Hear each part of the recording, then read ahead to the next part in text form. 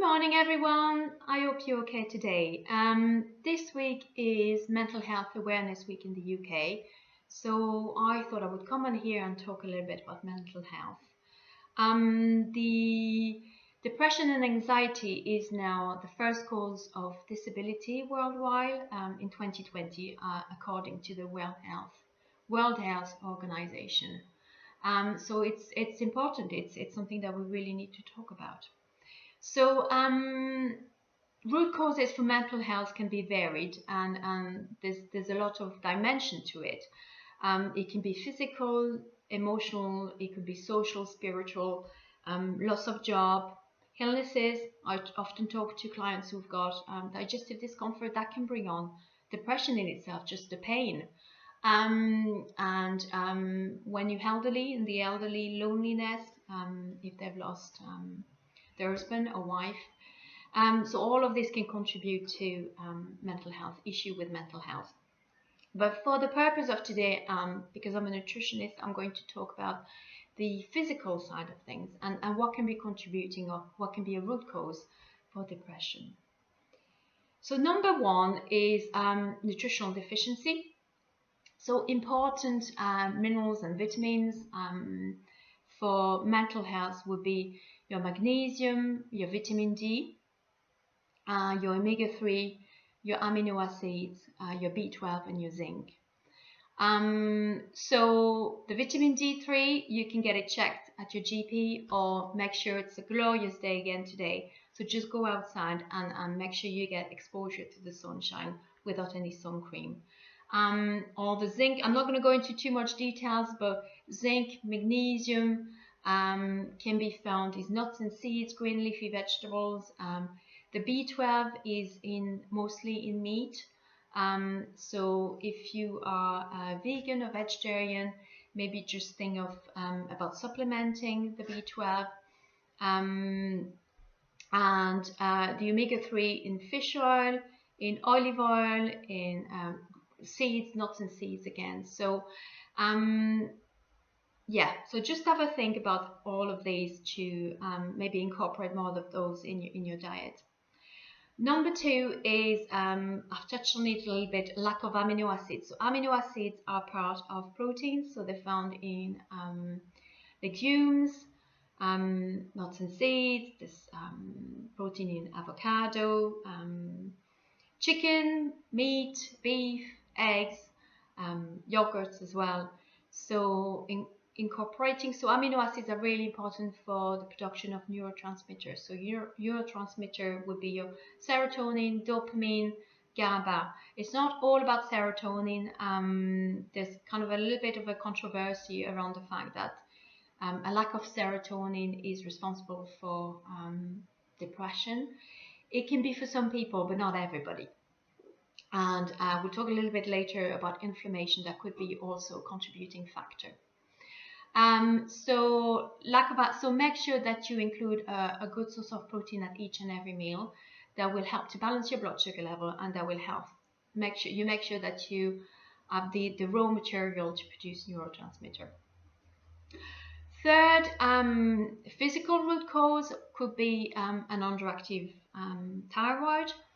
So if you have difficulty losing weight, if you find it hard to get up in the morning, if you are losing your hair, maybe it's a good idea to get in touch with your GP practice and just check your thyroid. It's quite common amongst women as we're getting older for the thyroid not to work as efficiently as it could be. So get that checked as well. Number four, hormonal imbalance can also be associated with depression. If you're still having a period, maybe a week before your period comes, you might feel a little bit lower than usual. That is kind of the dip in the start of the dip in estrogen. If you're going through the menopause, that can definitely affect mental health. So the dip or the up and down estrogen, progesterone, all of these hormones kind of will stop being produced by your ovaries. and that can affect mood. Estrogen can be contributing to production of serotonin, but also estrogen is anti-inflammatory. So again, the link with inflammation. So the better you balance your hormones, the better, the less likelihood you have to suffer maybe from mental health. It's another subject, it's a broad subject, that to balance your hormones, but look at your stress and look at, again, balancing your blood sugar. So a good source of protein at each and every meal. Another one would be an imbalance in cortisol or blood sugar. Like I mentioned again, your blood sugar going up and down will really have an impact on your mood. If you look at children, for example, when they haven't eaten or they have a high intake in sugar, you can really see it impact on their behavior. So be mindful of this. Too much caffeine as well can bring a peak but a drop. So you want a nice steady blood sugar, and you do that again by eating good source of protein at every meal, and having a lot of fiber as well is really important.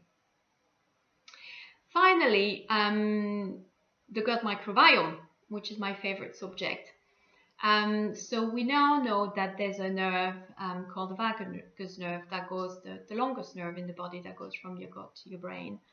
And we've always known that your brain can impact the health of your gut, but we now know that 80% of the messages actually go from your gut to your brain. So the good news is that means that what we eat can impact how we think and how we feel. And obviously, the best way to feed and nourish your gut is what we call the 3 Ps.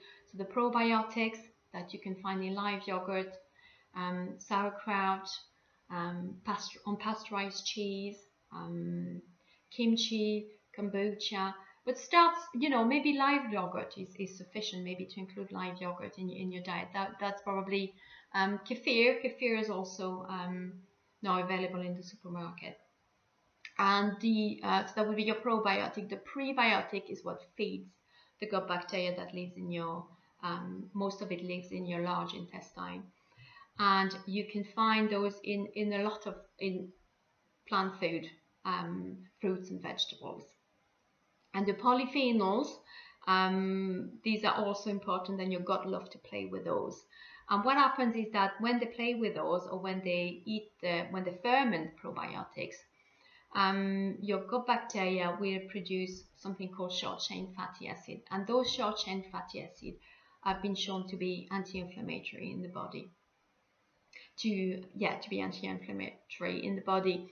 And that goes back to what I was talking about earlier on, that we now believe that there's a link between chronic inflammation and mental health, depression, mood, anxiety, and that so you can see that if you feed your gut bacteria, they will produce short-chain fatty acid, which is anti-inflammatory. So that will really impact, be beneficial for mental health. And so there is an important and quite interesting study that was done in 2017 in Australia called SMILE, and it was the first study of its kind. And basically what they were looking at is, can I improve my mood by eating differently and changing my diet? And the answer is yes. They took some, they kind of did a study. It's a randomized control trial, which is the gold standard in terms of studies. And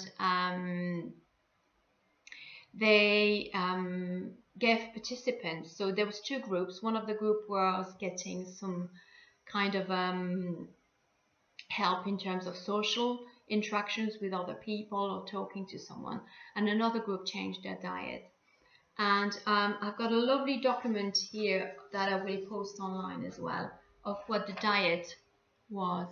And it was like pretty much a Mediterranean diet, very low in processed food. Daily, people were given whole grain, fruits and vegetables. There was some dairy as well, and there was olive oil, 60 milliliters of olive oil, which is quite a lot really. I think it's probably 3 or 4 tablespoons. Nuts and seeds. Weekly they were given legumes. There was some lean red meat, fish, at least 2 serves of red fish, 2 or 3 serves of poultry, and then some eggs, up to 6 eggs. And I think that if you're suffering from depression, sometimes it's really difficult to change your diet, because especially if you're on antidepressant, you probably feel that you're craving sugar. That's one of the side effects. But I think the message is that you can, by changing your diet, maybe by doing small changes, you can maybe help the way you feel. It could be just adding a few nuts and seeds here and there, and a smoothie, and just work that way, but just don't feel too guilty if it's not happening straight away. So I hope this has helped you a little bit to understand the physical side of depression. It's really important to talk about it, and it's really important to be aware of it, and look after the people we care about and our friends, and always be kind as usual. So have a lovely day, enjoy the sunshine, and I'll see you again soon. Thank you.